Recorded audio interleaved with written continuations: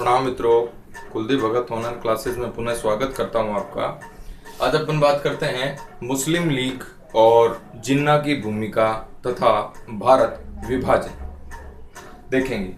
मुस्लिम league और जिन्ना की भूमिका है, इसके संदर्भ में बात अपन करते हैं। देखिए, मोहम्मद अली जिन्ना, मोहम्मद अली जिन्ना जन्म है, यह है 25 दिसंबर 1876 को कराची में। 25 दिसंबर 1876 कराची के अंदर। मृत्यु है 11 सितंबर 1948 के अंदर होती है। इसे पाकिस्तान के संस्थापक के रूप में जाना जाता है। उपनाम है कायदे आजम, बाबा ए कौम और राष्ट्र पिता। ये पाकिस्तान के संदर्भ में इसको कहा जाता है। पाकिस्तान के प्रथम गवर्नर जनरल बने। भारतीय राजनीति में उदय, भारतीय राजनीति में उदय 1916 में कांग्रेस के लखनऊ अधिवेशन में, कांग्रेस के लखनऊ अधिवेशन में एक नेता के रूप में, इसके रूप में एक नेता के रूप में इनका उदय हुआ। 1896 में जिन्ना 1896 में जिन्ना यह भारतीय राष्ट्रीय कांग्रेस में शामिल हुए। नेक्स्ट है बाल गंगाधर तिलक। बाल गंगाधर तिलक से प्रभावित थे। 1905 में अपने खिलाफ लगे राजद्रोह के मामले में अपना वकील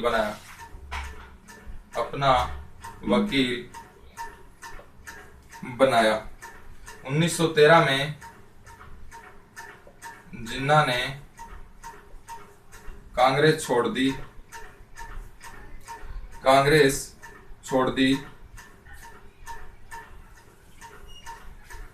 छोड़ करके मुस्लिम लीग में शामिल हो गए। उस मुस्लिम लीग में शामिल हो गए। 1916 के लखनऊ अधिवेशन की अध्यक्षता करी। 1916 के लखनऊ अधिवेशन की क्या करते हैं? अध्यक्षता करते हैं। 1916 के लखनऊ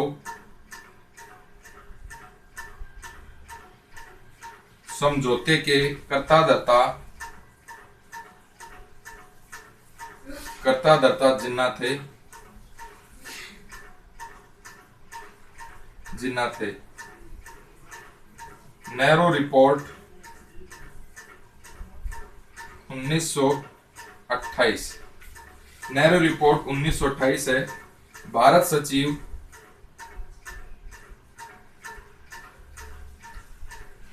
ब्रेकिनहेड ने भारतीयों को संविधान निर्माण की चुनौती दी।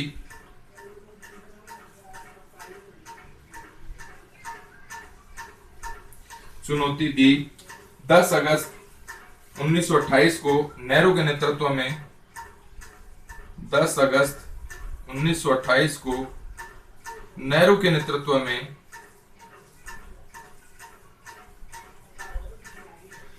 समिति का गठन किया गया। समिति का गठन हुआ। वैसे नेहरू रिपोर्ट अपन ने पहले भी देखा है जब गांधी पढ़ रहे थे। समिति का गठन हुआ।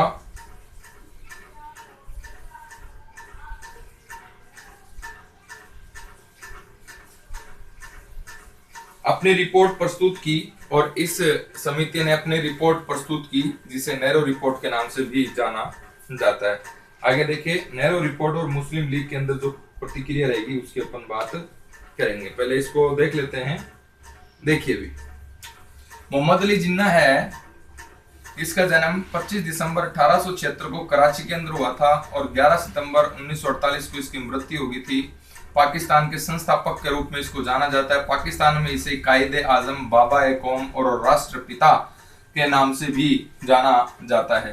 पाकिस्तान का यह प्रथम गवर्नर जनरल रहा था। भारतीय राजनीति में इसका जो उदय हुआ था ये 1916 के कांग्रेस के लखनऊ अधिवेशन में हुआ था। कांग्रेस की तरफ से नहीं, यह मुस्लिम लीग और कांग्रेस के मध्य समझौता था, उसमें इसका उदय होता है। ये बात आपको ध्यान में रखनी है। 1896 के अंदर कांग्रेस के अंदर शामिल होते हैं, भारतीय राष्ट्रीय कांग्रेस के अंदर शामिल होते हैं। बाल गंगाधर तिलक से काफी प्रभावित थे। 1909 के में जिन्ना के खिलाफ राजद्रोह का मामला लगा था और इसमें जिन्ना का जो वकील होता है वो कौन होता है? बाल गंगाधर तिलक होता है। 1913 में इन्होंने कांग्रेस छोड़ दी थी और मुस्लिम लीग में क्या हो गए थे? शामिल हो गए थे। 1916 के लखनऊ अधिवेशन की क्या करी थी इन्होंने? अध्यक्षता करी थी। 1916 के मुस्लिम लीग के लखनऊ अधिवेशन की क्या करी थी? अध्यक्षता करी थी। और 1916 के अंदर जो लखनऊ समझौता हुआ था उसका जो कर्ता धर्ता है ये कौन था? जिन्ना था। नेहरू रिपोर्ट की बात करें 1928 के अंदर 12 सचिव जिसका नाम है ब्रेकिनहेड, इसने संविधान निर्माण की चुनौती दी थी भारतीयों को और भारतीयों ने इसे स्वीकार किया। 10 अगस्त 1928 को नेहरू के नेतृत्व में एक समिति का गठन हुआ और इस समिति ने जो प्रस्ताव दिए उन्हीं को ही नेहरू रिपोर्ट कहा जाता है। नेहरू रिपोर्ट उन्हीं को ही कहा जाता है। नेहरू रिपोर्ट पर मुस्लिम लीग की प्रतिक्रिया क्या रहेगी ये देखिए। नेहरू रिपोर्ट पे मुस्लिम लीग की प्रतिक्रिया है, ये देखिए आप।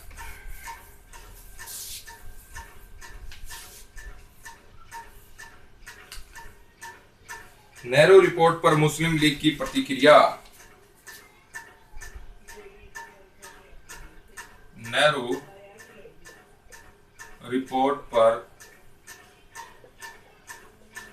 मुस्लिम लीग की प्रतिक्रिया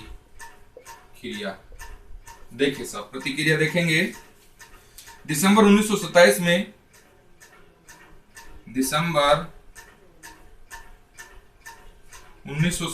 में लीग के दिल्ली अधिवेशन में 4 मांगे रखी गई।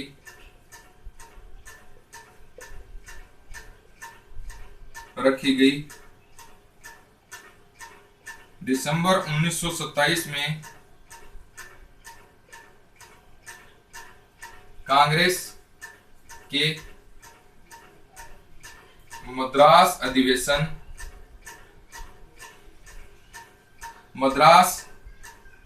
अधिवेशन में इन 4 मांगों को स्वीकार कर लिया गया। इन्हें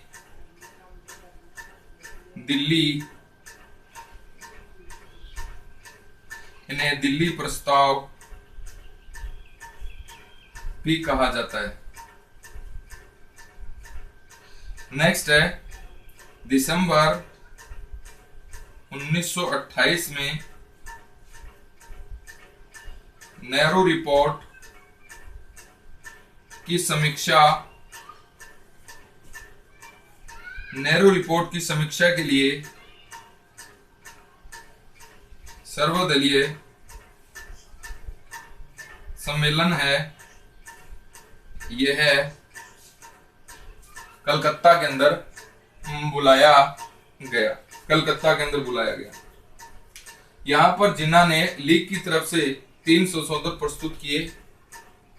लीग की तरफ से कौन कौन से संशोधन प्रस्तुत हुए? केंद्रीय विधानमंडल में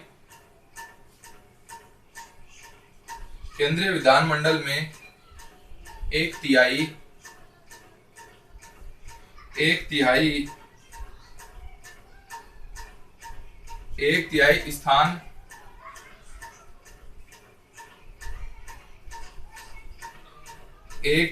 स्थान मुस्लिमों के लिए सुरक्षित रहे। मुस्लिमों के लिए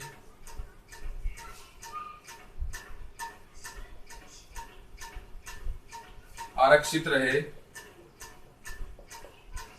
पंजाब व बंगाल में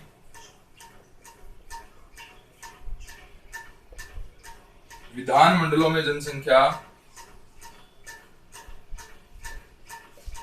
के अनुपात में मुसलमानों के लिए सीटें आरक्षित हो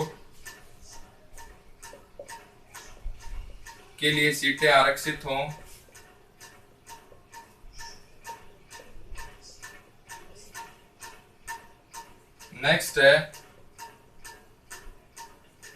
अवशिष्ट शक्तियां प्रांतों को दी जाए।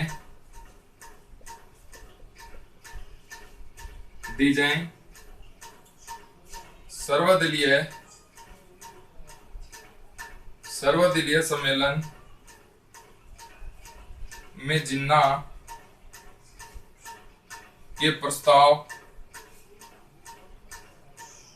को ठुकरा दिया गया। अतः जिन्ना मोहम्मद शफी और आगा खां से मिल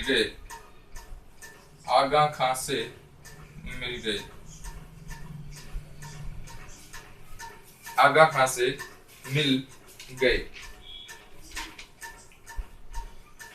मार्च 1929 में जिन्ना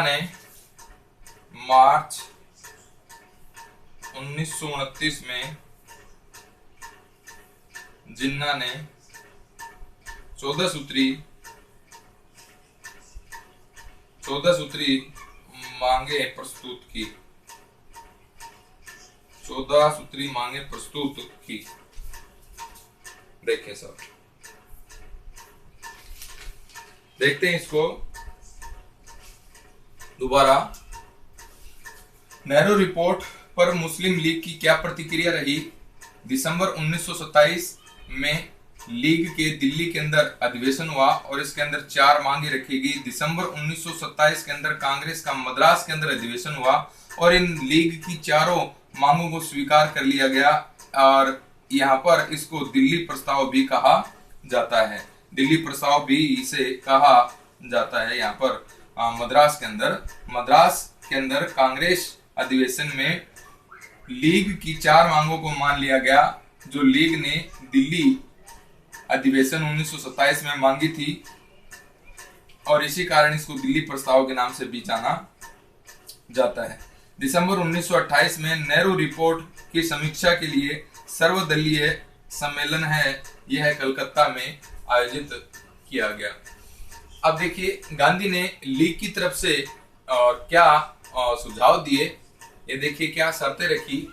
केंद्रीय विधानमंडल में 1/3 स्थान है, ये मुसलमानों के लिए सुरक्षित हो। पंजाब बंगाल में विधानमंडलों में जनसंख्या के अनुपात में मुसलमानों के लिए सीटें आरक्षित हों और अवशिष्ट शक्तियां प्रांतों को दी जाएं।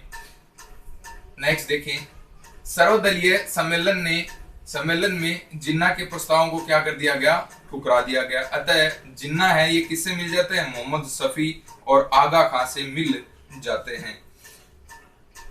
मार्च 1929 के अंदर जिन्ना ने 14 सूत्री मांगे क्या करी थी, प्रस्तुत करी थी। अब अपन बात करेंगे तो देखेंगे मुस्लिम लीग और भारत विभाजन।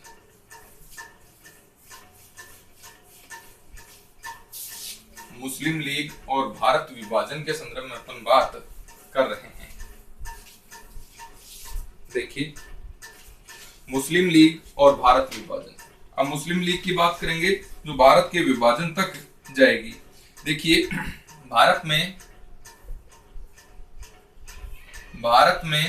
अंग्रेजों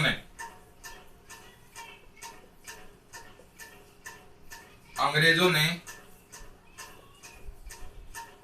मुस्लिम सत्ता, अंग्रेजों से मुस्लिम सत्ता छीनी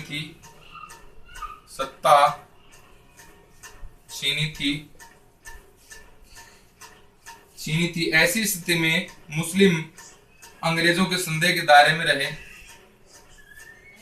मुस्लिम है यह अंग्रेजों के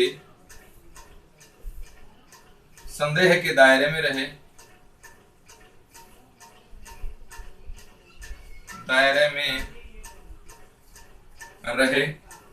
नेक्स्ट है विलियम डब्ल्यू हंटर ने द इंडियन मुसलमान, डब्ल्यू हंटर ने द इंडियन मुसलमान में, जो इसकी पुस्तक थी, मुसलमान में इनकी स्थिति का वर्णन करते हुए लिखा, मुसलमान इतने दुर्बल हैं कि विद्रोह नहीं कर सकते।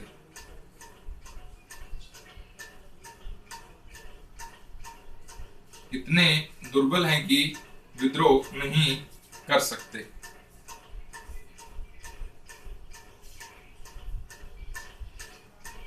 नेक्स्ट देखेंगे तो देखिए बंबई गवर्नर एल्फिस्टन ने कहा, बंबई गवर्नर है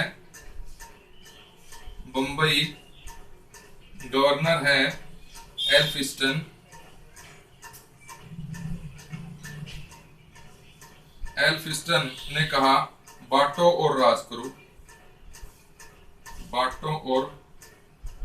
करो।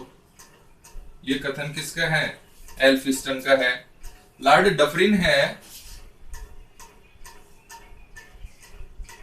डफरिन है, इसने फूट डालो और राज करो की नीति अपनाई और सांप्रदायिकता को बढ़ावा दिया। मुसलमानों को अंग्रेजों के निकट लाने का श्रेय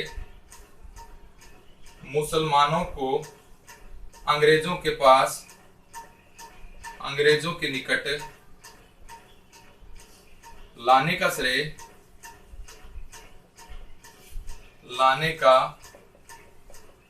श्रेय है यह सैयद अहमद खां को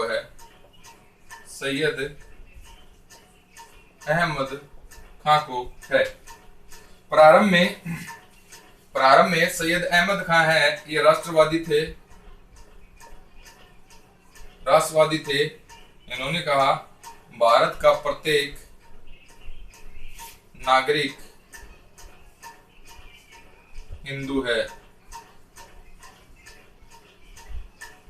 लेकिन अलीगढ़ के प्राचार्य, अलीगढ़ विश्वविद्यालय, अलीगढ़ कॉलेज है,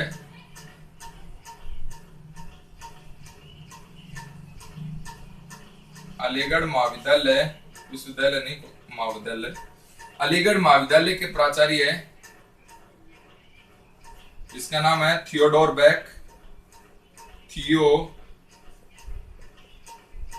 डोरबैक थियोडोर बैक की के प्रभाव में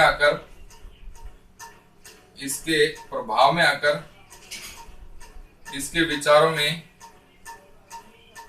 परिवर्तन आ गया और इसने कहा हिंदू और मुस्लिम न केवल दो राष्ट्र हैं अपितु एक दूसरे के विरोधी भी हैं।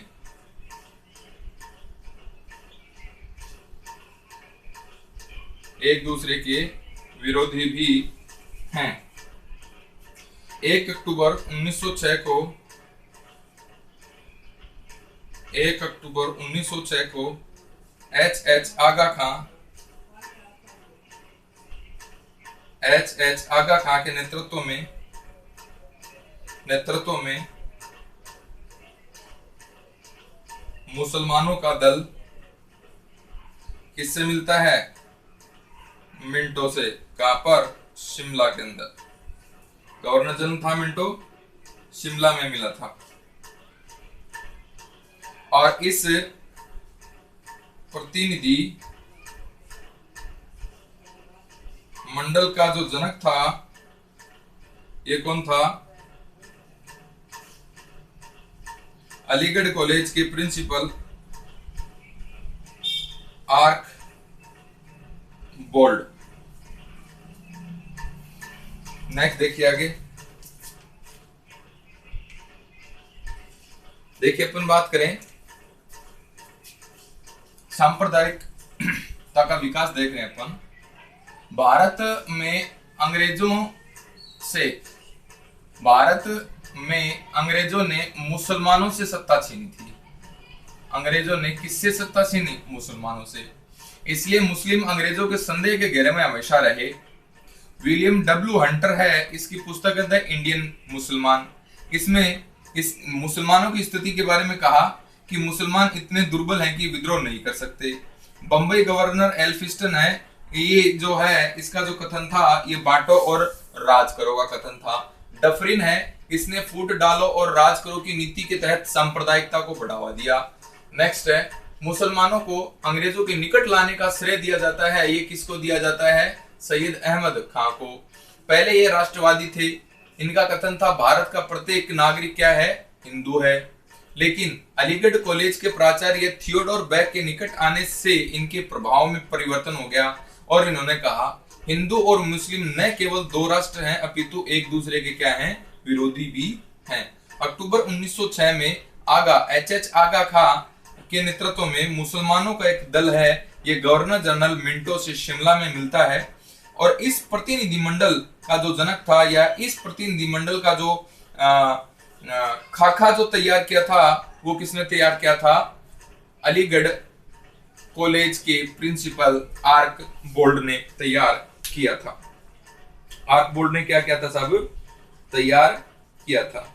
अब देखिए आगे। अब मुस्लिम लीग है, इसकी अपन बात करें। मुस्लिम लीग की बात करें, इसकी स्थापना से संबंधित कुछ इंपॉर्टेंट फैक्ट्स बनते हैं तो आप देखें सर। 30 दिसंबर 1906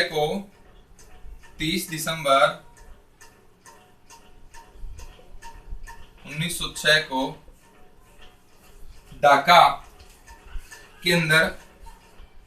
ढाका में अखिल भारतीय मुस्लिम लीग की क्या होती है? स्थापना होती है। मुस्लिम लीग की क्या होगी? स्थापना होगी। संस्थापक कौन था? संस्थापक था ढाका नवाब सलीमुल्लाह।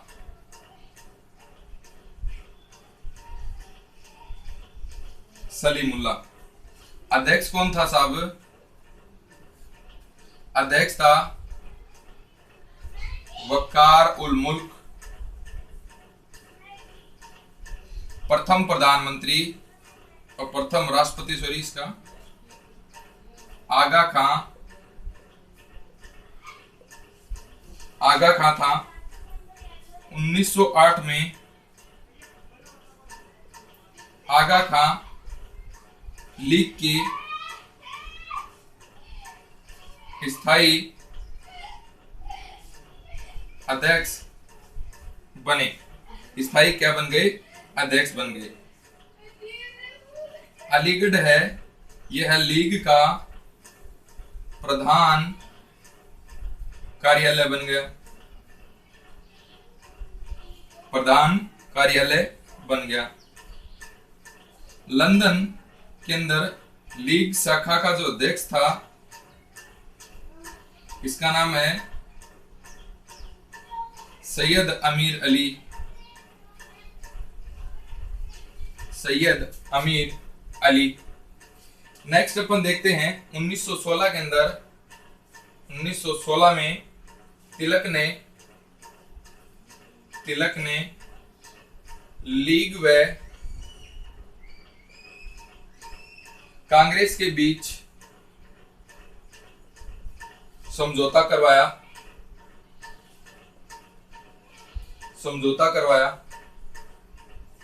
1938 में लीग ने राजा मोहम्मद अली की अध्यक्षता में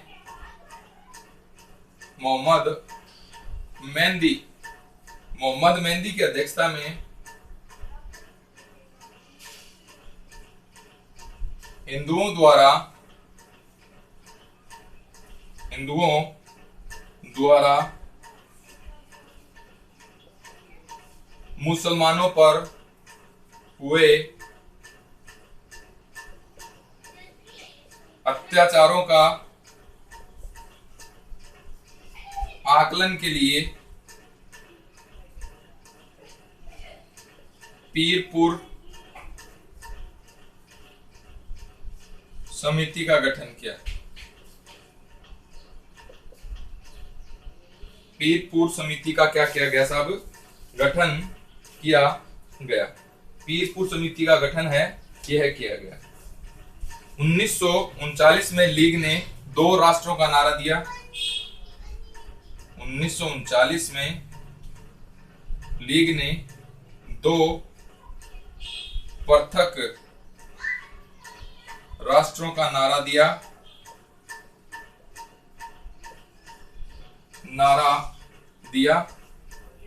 नेक्स्ट है मुक्ति दिवस। 22 दिसंबर 1939 को मुक्ति दिवस मनाया गया। क्यों मनाया गया था? कांग्रेस मंत्री मंडलों के त्याग पत्र देने के कारण मनाया गया था। पाकिस्तान दिवस 23 मार्च 1940 को लाहौर अधिवेशन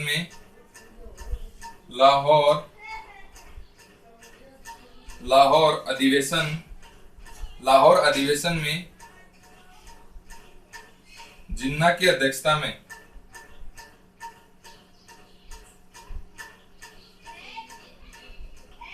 अध्यक्षता में पाकिस्तान प्रस्ताव पारित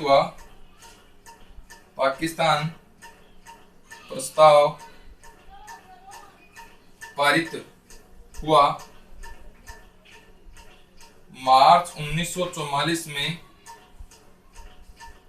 लीग ने कराची अधिवेशन में बांटो और छोड़ो का नारा दिया। बांटो और छोड़ो का नारा दिया।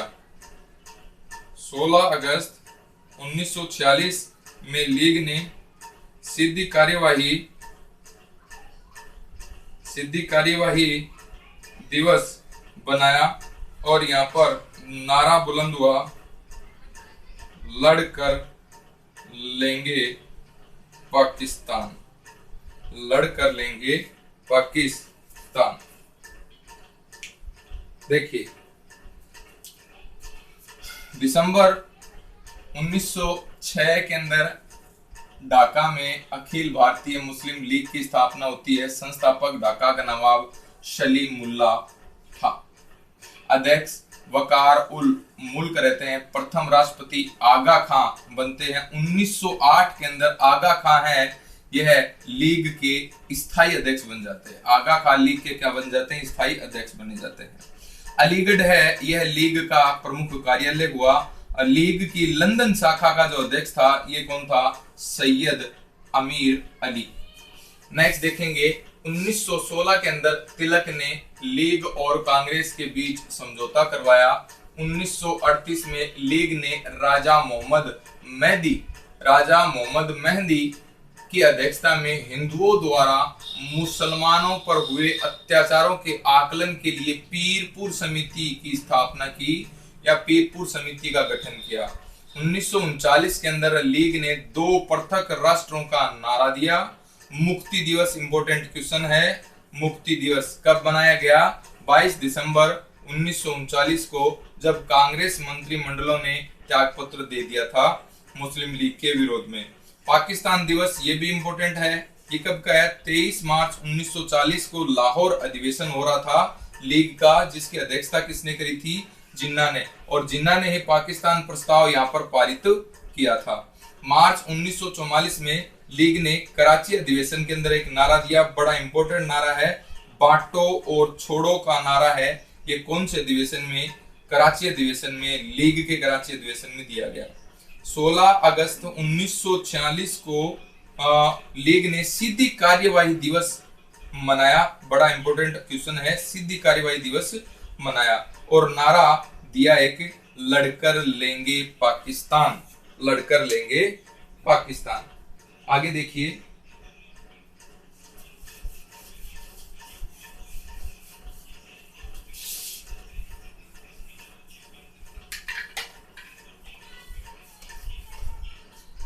आगे अपन बात करें तो पाकिस्तान की मांग का उद्भव। पाकिस्तान की मांग का उद्भव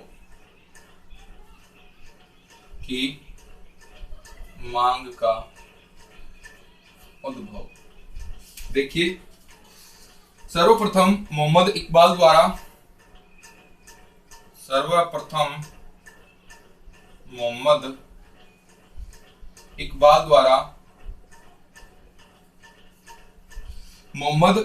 द्वारा प्रस्तुत की जाती है पाकिस्तान की मांग। 1930 के लीग के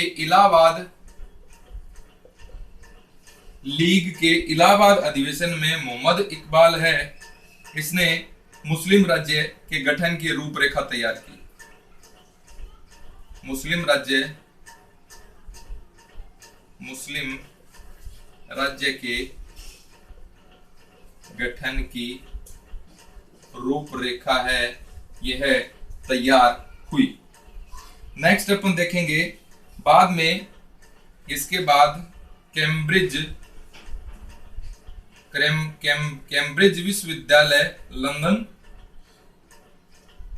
विश्वविद्यालय लंदन के छात्र चौधरी रहमत अली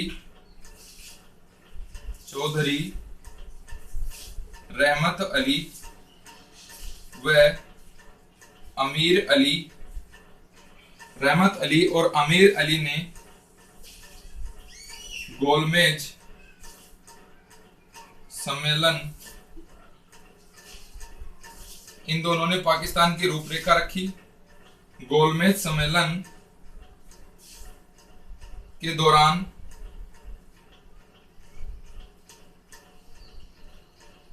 दौरान इन्होंने कहा, अभी नहीं या कभी नहीं नामक शीर्षक से इन्होंने पर्चे निकाले।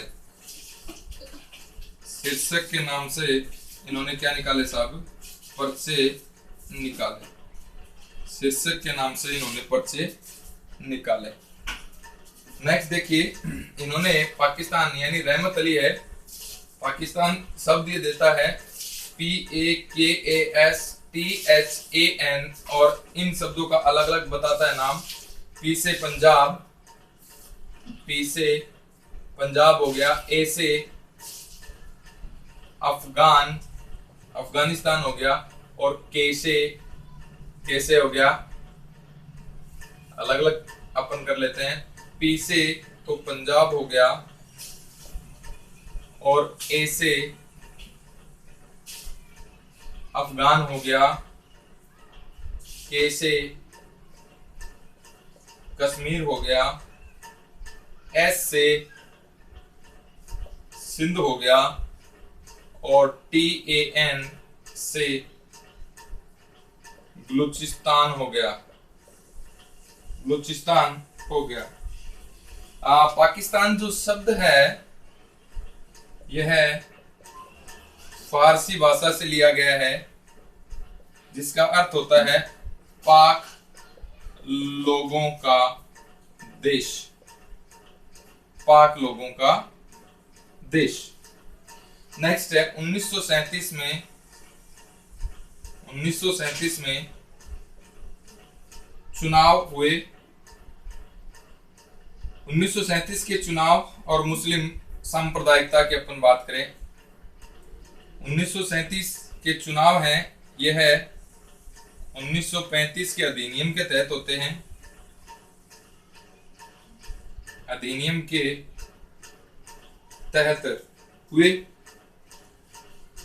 तहत हुए, 1937 तक का काल, 1935 के चुनाव है, यह 1935 के अधिनियम के अंतर्गत चुनाव 1937 में हुए। 1937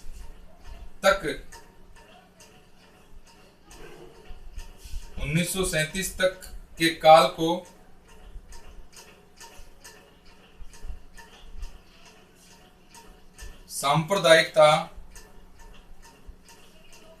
सांप्रदायिकता के विकास का उदार युग तथा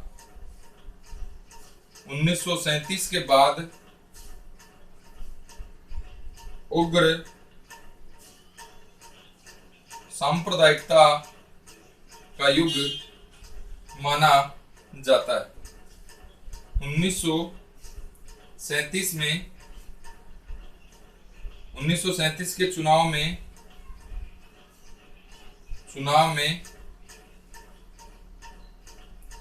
संयुक्त प्रांत में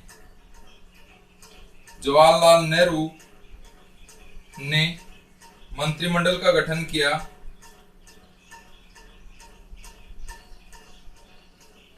और लीग के नेता,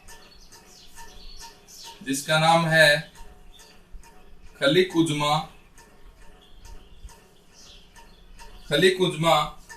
ने कांग्रेस के साथ सरकार में शामिल होने का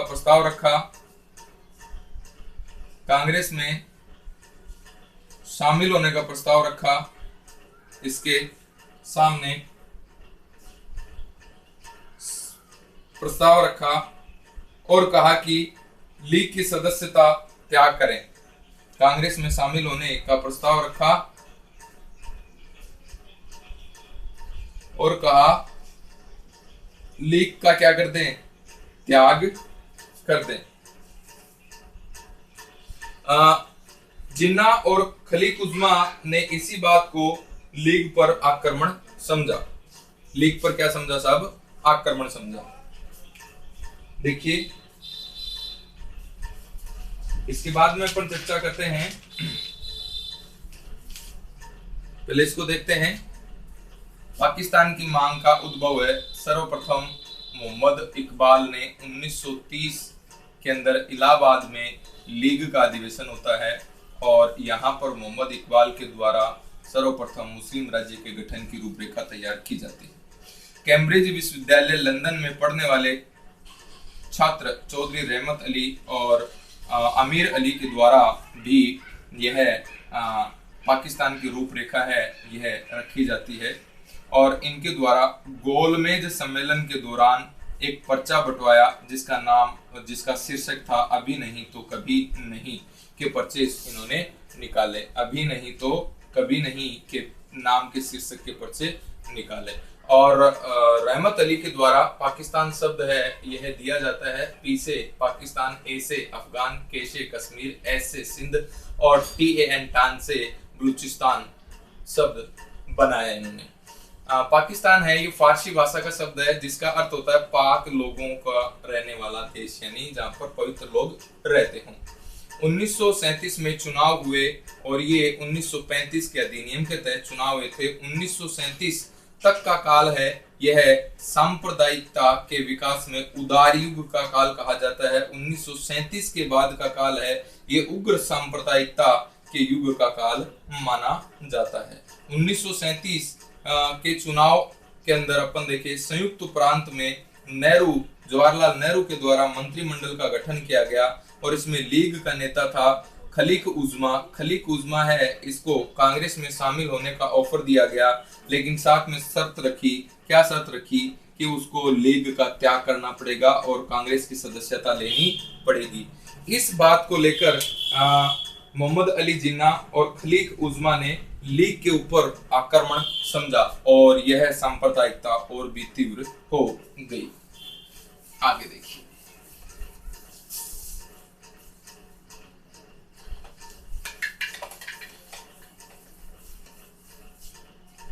नेक्स्ट देखिए,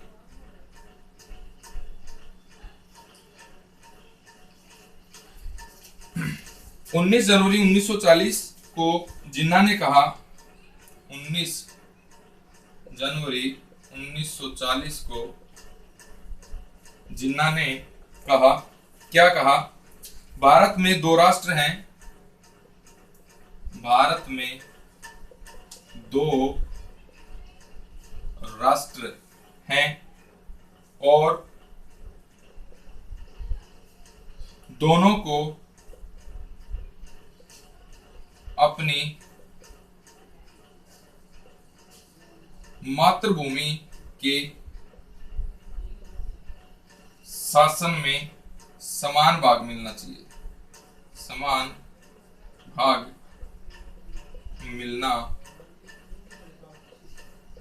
चाहिए। डॉक्टर लतीफ योजना है, ये देखिए, डॉक्टर लतीफ योजना 1942 की। भारत को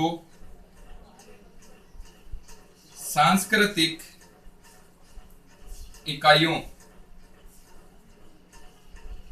में बांटने व उन्हें पुनः संगठित करने की यह योजना थी। कांग्रेस व लीग ने दोनों ने क्या कर दिया? अस्वीकार इसको कर दिया, डॉक्टर लतीफ योजना को। अब देखिए, सीआर फार्मूला है, भारत विभाजन का प्रस्ताव कांग्रेस के सम्मुख, भारत विभाजन का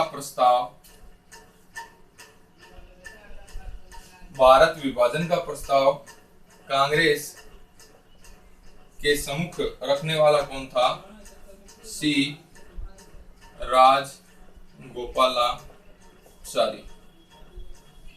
राजगोपालाचारी ने प्रस्ताव लिखा।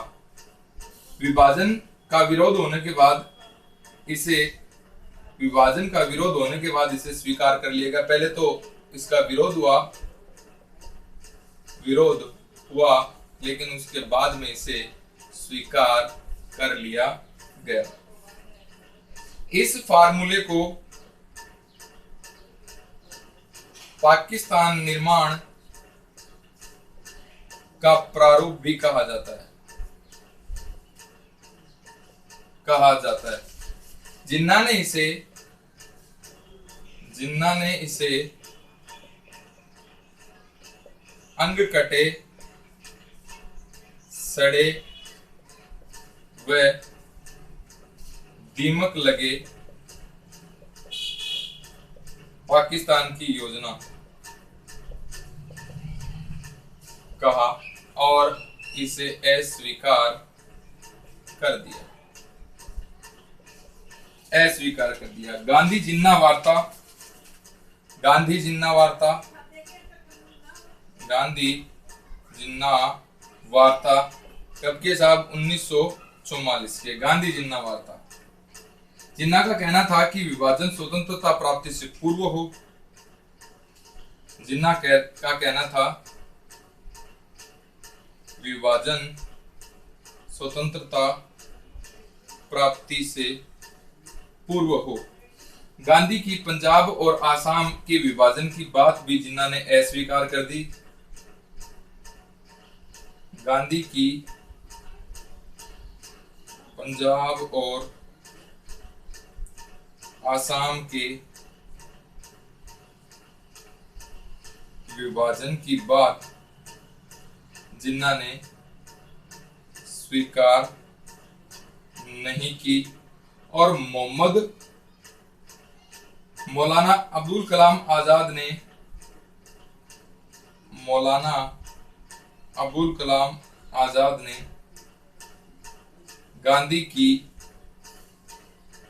जिन्ना से वार्ता को गांधी की राजनीतिक भूल कहा,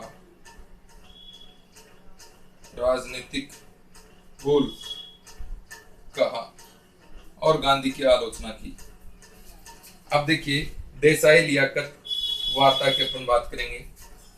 19 जनवरी 1940 को जिन्ना ने कहा भारत में दो राष्ट्र हैं और दोनों को अपनी मातृभूमि के शासन में समान भाग मिलना चाहिए। ये जिन्ना का कथन था 1940 में। डॉक्टर लतीफ योजना कब की है? 1942 की है।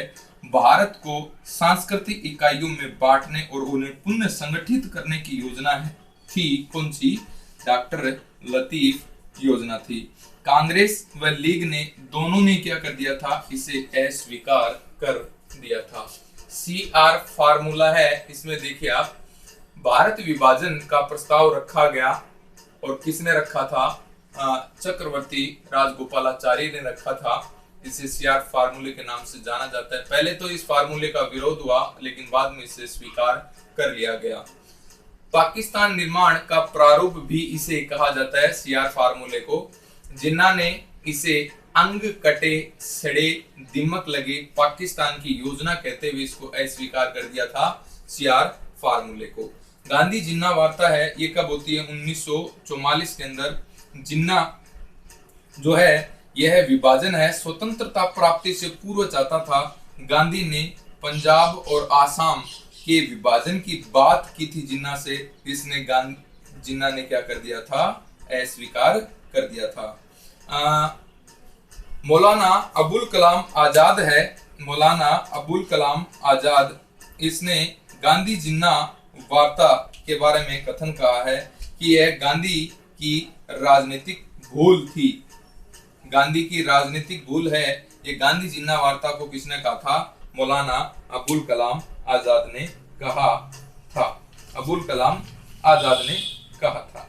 आगे देखिए लियाकत, देसाई लियाकत समझौता या वार्ता। देसाई लियाकत वार्ता है, इसमें आप देखें देसाई लियाकत वार्ता, देसाई लियाकत वार्ता कब के साहब? 1944 की है यह भी देसाई लियाकत वार्ता भी। कांग्रेस के भुलाभाई देसाई थे। कांग्रेस के कौन थे? भुला भाई देसाई। और सब लीग के कौन थे? लीग के कौन थे? लियाकत अली खान, लियाकत अली खान। इन दोनों के मध्य विभाजन की वार्ता है, यह असफल रहती है। वार्ता दोनों के मध्य विभाजन की वार्ता हुई थी लेकिन असफल रही थी। अब देखिए शिमला सम्मेलन, ये कब का है? 25 जून 1945 को शिमला सम्मेलन होता है। इसके अंदर कांग्रेस का नेतृत्व है, कांग्रेस का नेतृत्व है, ये किसने किया था? अब्दुल कलाम आजाद ने, अब्दुल कलाम आजाद ने किया था, जिसमें नेहरू, जिन्ना आदि ने भाग लिया था। सरदार पटेल ने भी इसमें भाग लिया था, तारा सिंह ने, इस्माइल खान ने यहाँ पर भाग लिया था। लीग की तरफ से जो है ये कौन थे? प्रमुख जिन्ना थे। और जिन्ना की हठधर्मिता के कारण यह आंदोलन है असफल हो गया या समाप्त हो गया। इसके बाद देखेंगे माउंटबेटन योजना। पहले इसको देख लेते हैं। देसाई लियाकत वार्ता 1944 के अंदर होती है। कांग्रेस के भुल्ला भाई देसाई, लीग के लियाकत अली रहते हैं और भारत विभाजन पर असफल वार्ता होती है। शिमला सम्मेलन है 25 जून 1945 को। कांग्रेस का जो नेतृत्व करते हैं ये कौन करते हैं? अब्दुल कलाम आजाद करते हैं यहाँ पर, और प्रमुख नेता भी रहते हैं, पटेल भी रहते हैं, जवाहरलाल नेहरू भी रहते हैं, लेकिन नेतृत्व कौन करता है? अब्दुल कलाम आजाद। कांग्रेस का नेतृत्व, लीग का नेतृत्व कौन करता है? जिन्ना। और जिन्ना की हठधर्मिता के कारण यह सम्मेलन है असफल हो जाता है, असफल हो जाता है। आगे अपन देखेंगे माउंटबेटन योजना और भारत विभाजन। माउंटबेटन योजना और भारत विभाजन 24 मार्च 1947 को बेटन है यह पदभार ग्रहण करता है। 3 जून 1947 का इस योजना को कांग्रेस और मुस्लिम लीग दोनों ने स्वीकार कर लिया। 3 जून योजना रखी गई और इस योजना के तहत भारत और पाकिस्तान बंटवारा कर दिया जाएगा। इस योजना को कांग्रेस व लीग ने क्या कर लिया? स्वीकार कर लिया और देश विभाजन की तैयारी हो गई। पटेल ने कहा यदि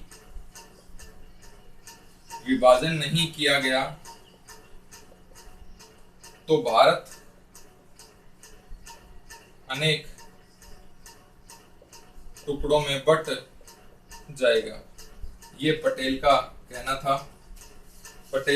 था। और पटेल ये भी कहते हैं कि शरीर का कोई अंग खराब हो जाए तो उसको काट देना ही ठीक रहता है। जवाहरलाल नेहरू और 3 जून 1947 की योजना के तहत 14 अगस्त को तो पाकिस्तान आजाद हो जाता है और 15 अगस्त 1947 को भारत है यह 2 राष्ट्र बन जाते हैं। JL नेहरू के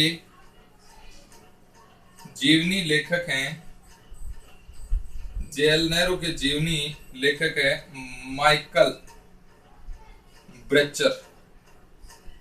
और माइकल ब्रेचर ने लिखा है